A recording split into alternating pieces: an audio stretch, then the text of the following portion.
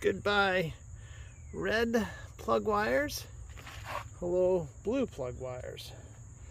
And just a recording here of all of the factory clips that I want to make sure get put back in the right place.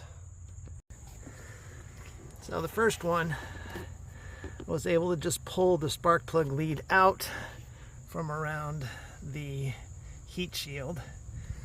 The next two couldn't do that, so I used the heat shield as the means. And I was able to just wiggle it enough to get the heat shield loose. It, as you can see, comes up against the kind of the shoulder on the spark plug wire, and then you can pull it off that way, and then the heat shield just comes right out. So that exposes the plugs. I can pull the plugs out now, clean the heat shields, put new plugs in, new heat shields, and then the new spark plug wires. So more than likely this is the original spark plug out of this 30,000 mile engine. So we're looking at an AC resistor type 420 TS.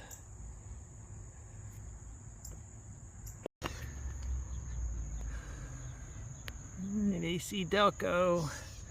I imagine that's a factory sticker on there. And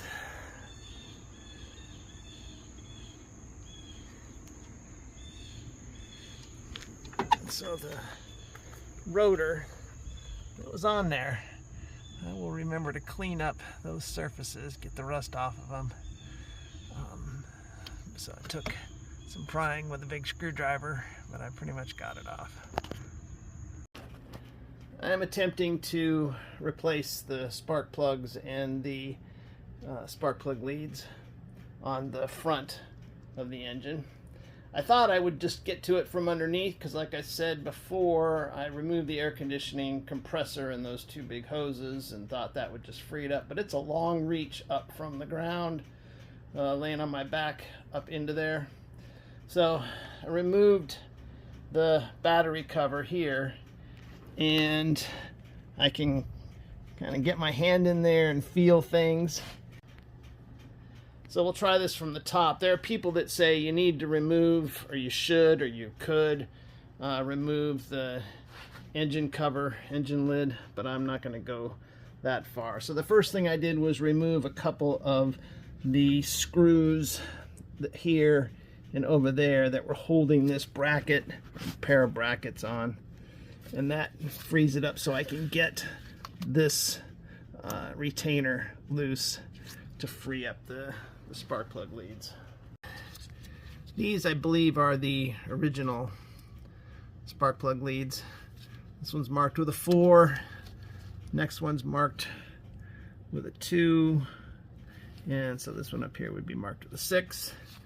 So that's the order that they're on this separator. I'm going to remove it from the separator, and that's the same order that they go through that retainer. Then there's another retainer back further. We'll deal with that one later.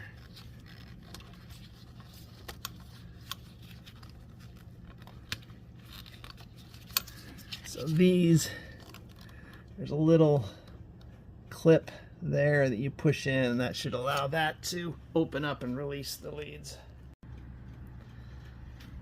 Some rust on the heat shield, and that's due to there not being a channel installed there. Going to move the heat shield from the old cable over to the new one. So this is the setup it took to get there. I was able to get the socket over the plug. Then I added kind of a swivelly, wobbly extension and put my 3/8 drive on there, and then to get more leverage I stuck the 22mm over the end to I hate using the word break it, but break it loose. But you can see the rust on there. And this is a car that not a lot of miles, and it spent a lot of time under a car cover in a garage. So I'm going to look into getting that channel in installing it. Well, that was a job I don't want to have to do too frequently. No blood, but it was a chore.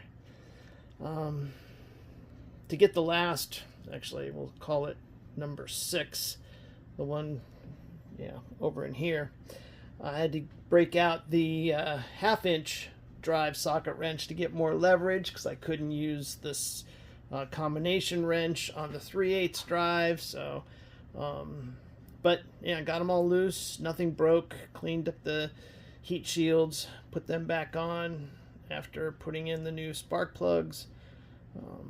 Muscle memory is a good thing because you really can't see what's going on, but you kind of just have to feel where each of those spark plugs is going. All's well that ends well. Interesting thing, when I was removing the spark plugs on the rear, the odd numbered ones, these are the even numbered ones that I just removed. But if you remember in the other video, they were kind of have the other video, the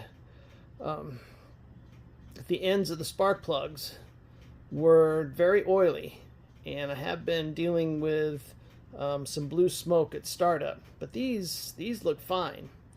So maybe I will just change the easier to get to valve stem seals here on the rear valve, under the rear valve cover. So the next thing I want to move on to is to check the alignment of the shifter cable, because this will pop out of 3rd gear on hard deceleration from high RPMs. And I'm going to the track next weekend, so I kind of want to see if that's the issue.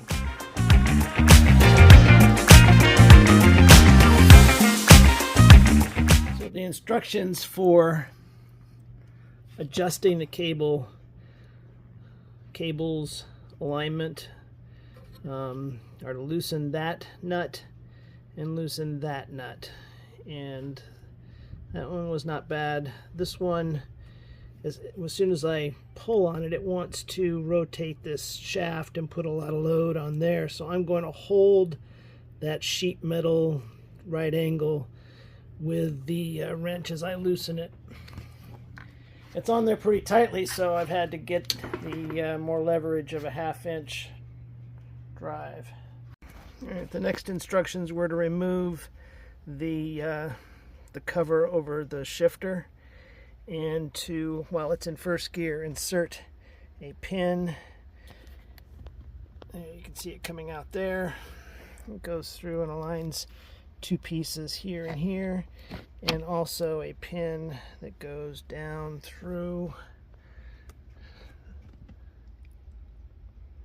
Where is it? There it is, right there. And it aligns 3 pieces. So now, back to the instructions. They say, remove the lash by rotating lever D in the direction of arrow. So lever D is this one. There's no talk of similarly tighten nut E on lever F. Okay, so lever D is, where's lever F? All right, we'll figure this out. So lever F is the one that's facing up, and that's, we'll call it on cable A. Lever D is the one that is attached to cable B. And so what I'm going to do, and it takes 2 hands, is as I'm holding, and they say in the direction, so as I'm holding this lever, taking out all of the lash, and I'm holding it in, we'll call it the forwardish direction, and then I'll tighten that nut. So that's what I did. Held that lever in place and tightened the nut, and then did the same thing for the other lever, the one that's facing.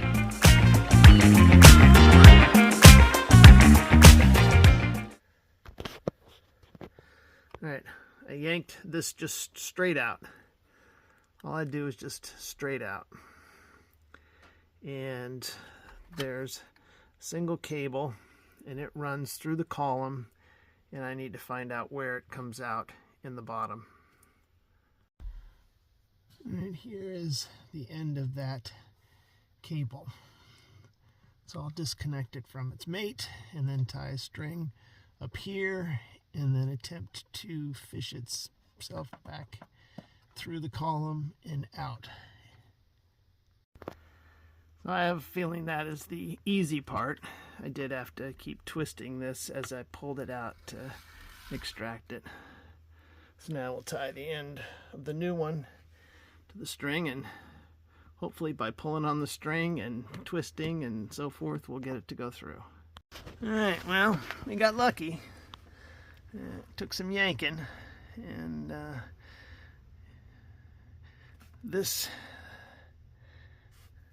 there we go. That came out bent where the string is, but not totally bent. So I think we're in good shape to have this new one work for us. And by the way, the reason I'm doing this is that, number one, don't have cruise control. This is the likely suspect for that. Number two, occasionally when I put my blinker on, the wipers turn on. So in looking at the one that was removed, you can see there's some portions here where things have kind of been mangled. All right, the key is on. And that works. That works.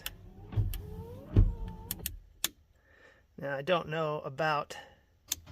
Oh, there was a sound. That's a good thing. I don't know if you heard that.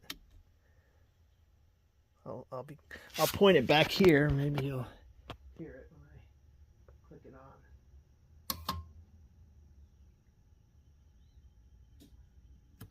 So, who knows? This may work now. This